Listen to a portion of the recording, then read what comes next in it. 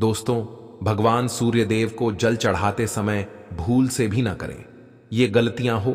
पुराणों के अनुसार कहा जाता है कि संसार के समस्त मानव को स्नान करने के पश्चात भगवान सूर्यदेव को अवश्य जल चढ़ाना चाहिए। तांबे के लोटे से जल चढ़ाना बहुत ही अच्छा समझा जाता है। जल के साथ अक्षत एवं फूल मिश्रित कर भगवान सूर्यदेव को जल चढ़ाने से भगवान सूर्यदेव बहुत ही जल्दी प्रसन्न होते हैं। जल को चढ़ाते समय देव के मंत्र का उच्चारण भी करना चाहिए। मन में सकारात्मक ऊर्जा प्रवेश करती है। जिन लोगों का स्वास्थ्य अक्सर खराब होता है, यदि वे लोग हर सुबह स्नान करने के उपरांत भगवान सूर्यदेव को जल चढ़ाते हैं तो उनको स्वास्थ्य से संबंधित जितनी भी समस्या होती है उन सभी का निवारण हासिल हो सकता है। बहुत से लोगों की कुंडली में सूर्य की दशा ठीक नहीं होती। इन लोगों को अवश्य ही रोजाना स्नान करने के पश्चात भगवान सूर्यदेव को जल को चढ़ाना चाहिए। इससे उनके घर में जो भी खराबी है उसमें सुधार सकता है। सवाल यह है कि सूर्य भगवान को कैसे जल चढ़ाएं एवं का जल चढ़ाएं। चलिए अब हम बात करते हैं कि भगवान सूर्यदेव को जल चढ़ाते समय किन बातों का ध्यान रखना चाहिए। यदि आप भगवान सूर्यदेव को जल चढ़ाते समय यह गलती कर रहे हैं तो भगवान सूर्यदेव को जल चढ़ाना और न चढ़ाना एक समान है। आइए जानते हैं भगवान सूर्यदेव को जल चढ़ाते समय वाली गलतियों के बारे में। हो सकता है कि इन्हीं गलतियों के कारण आपके सूर्यदेव को जल देने से भी आपको किसी भी तरह का कोई लाभ हासिल नहीं हो पा रहा है। तो दोस्तों, सबसे पहली बात पूर्व की ओर रखें। भगवान सूर्यदेव को हमेशा पूर्व की ओर मूर्ख रखकर जल चढ़ाना चाहिए। जल चढ़ाते समय उस जल के आपके पैरों के ऊपर नहीं पड़नी चाहिए। हमेशा इस बात का ध्यान रखिए कि जहां से भी आप जल चढ़ा रहे हैं उस स्थान से भगवान सूर्य को देने वाला जल आपके पैर में किसी भी हाल में नहीं करना चाहिए। यदि जल चढ़ाते वक्त आपके पैर में जल गिरता है तो यह अच्छी बात नहीं है, क्योंकि इससे सूर्य क्रोधित हो जाते हैं। भगवान सूर्यदेव को जल चढ़ाते समय भगवान सूर्यदेव के इस मंत्र करें। दूसरी बात, बिना स्नान किए जल चढ़ाएं। भूल से भी ये गलती न करें। बिना स्नान किए भगवान सूर्यदेव को जल चढ़ाएं। भगवान सूर्यदेव को स्वच्छ छठा बेहद ही पसंद है। ऐसे में यदि आप बिना स्नान किए उन्हें जल्द चढ़ाएंगे तो वह आपसे रुष्ट हो जाएंगे और आप जिस कारण से उन्हें जल चढ़ा रहे थे उस कार्य में भी आप असफल हो जाएंगे। तीसरी बार, ताम्र का बटन आजकल फैशन चल रहा है प्लास्टिक का, लेकिन किसी भी है कि चीजों से भगवान सूर्यदेव को जल कभी अर्पित इतना करें। इसके अलावा स्टील, पीतल, कांच इत्यादि पत्रों का भी उपाय न करें। भगवान सूर्यदेव को जल चढ़ाने के लिए हमेशा ताम्रपत्र का उपाय करना चाहिए। इसके पीछे वैज्ञानिक कारण यह भी है कि सूर्यदेव की उष्णता से प्लास्टिक से कुछ जहरीली गैसें निकलती हैं जो हमारी सेहत के लिए भी अच्छी नहीं होती। चौथी बात, ब्रह्मा मुहूर्त में ही अर्पित करें। जल कोशिश करें कि ब्रह्मा मुहूर्त में ही आप भगवान सूर्यदेव को जल अर्पित। ब्रह्मा मुहूर्त का समय अर्थात सुबह के 3 बजे 5 बजे के समय भगवान सूर्यदेव को जल अर्पण करने का सबसे अच्छा समय समझा जाता है। जल चढ़ाने से पूर्व आपकी नियमित क्रिया का लाभ भी पूर्ण होनी चाहिए। आप स्वच्छ वस्त्र पहनकर ही सूर्य को अर्घ्य दें। ऐसा करने से नवग्रह की कृपा जल चढ़ाने वाले व्यक्ति के ऊपर सदैव बनी रहती है। 5वीं बार, अक्षत एवं फूल अवश्य हो। भगवान सूर्य देव को जल चढ़ाते समय जल में अक्षत रोली फूल अवश्य होनी चाहिए। आपके पास कुछ भी है तो अक्षत से काम चला सकते हैं, बस खाली केवल जल चढ़ाएं। 6ठी बार, हाथ सिर के ऊपर रखें। हमेशा अपने हाथों को सिर के ऊपर रखकर ही भगवान सूर्यदेव को जल अर्पित करना चाहिए।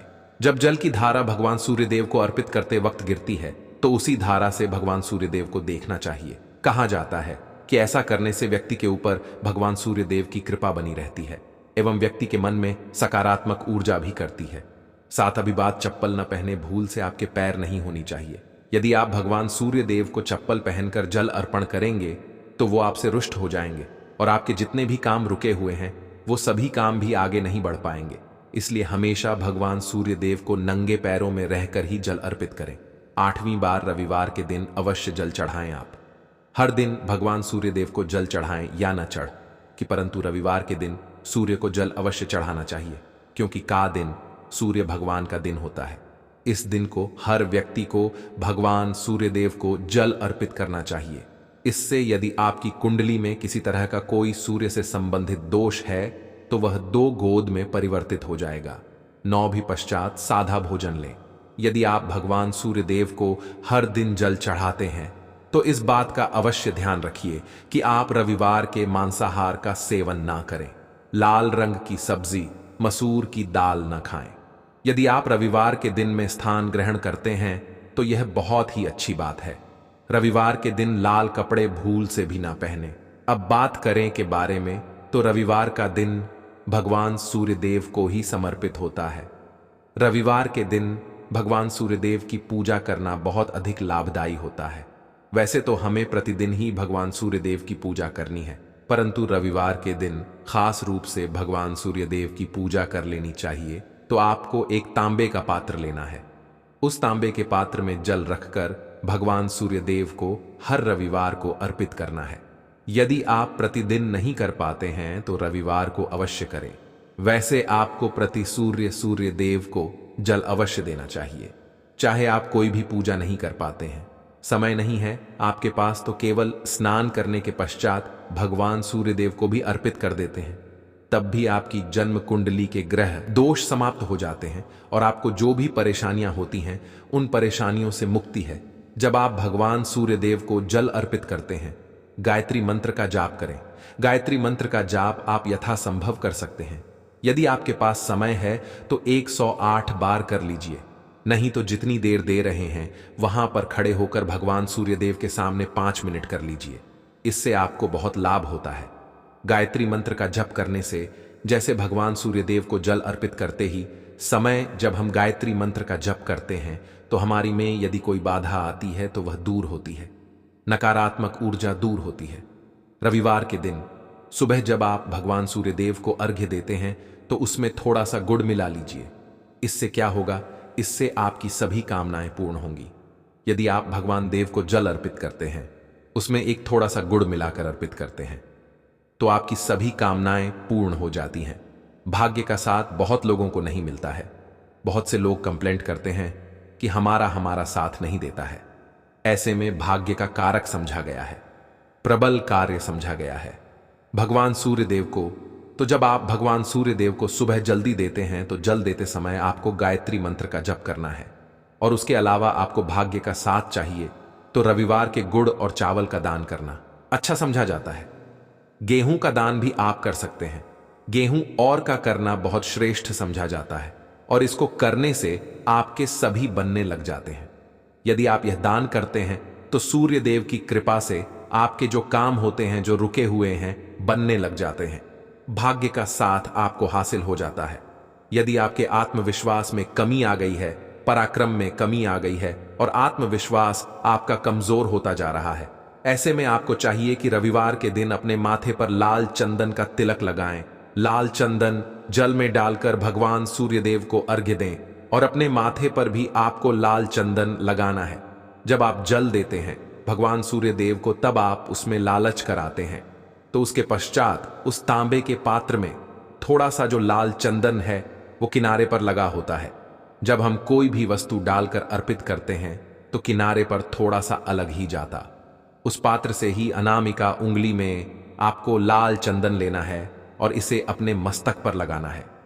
यदि आप यह प्रतिदिन करते हैं तो निश्चित बहुत शीघ्र आपके आकर्षण में वृद्धि होती है। आपके सभी काम बनने लग जाते हैं।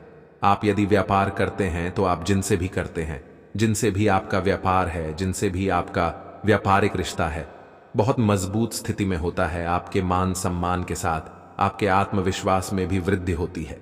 देव की कृपा पाना चाहते हैं तो लाल मसूर की दाल किसी ब्राह्मण को रविवार के दिन दान कीजिए। यदि ब्राह्मण को लाल मसूर की दाल दान करते हैं तो इससे आपके जन्म कुंडली के ग्रह दोष दूर होते हैं। ये आप 7 रविवार कर लीजिए जैसे कि आप प्रदान करते हैं। आप जैसे इस रविवार से आपने शुरू किया तो 7 रविवार लगातार कर देंगे तो आपको बहुत शीघ्र लाभ हो जाता है, ग्रह दोषों से मिल जाती है। रविवार के दिन खाकर किसी काम पर निकलना चाहिए।